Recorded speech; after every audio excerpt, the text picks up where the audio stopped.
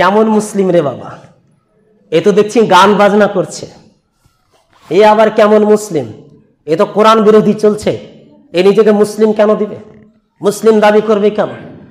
রাসূল সাল্লাল্লাহু আলাইহি সাল্লাম তিনি বলেছেন, হাযিল উম্মতে খাসফুন ওয়া মাসকুন ওয়া কাসফুন, আমার উম্মতের মধ্যে ঘনিয়ে আসবে জমিন ধসে যাওয়া, ওয়া খাস ওয়া মাসকুন, মানুষের চেহারা বাঁদরে পরিণত হয়ে যাওয়া, ওয়া কাসফুন, পাথরের নেই আযাব আসা। তখন সাহাবায়ে কেরাম বললেন, আল্লাহ রাসূল মাতা এটা কখন হবে?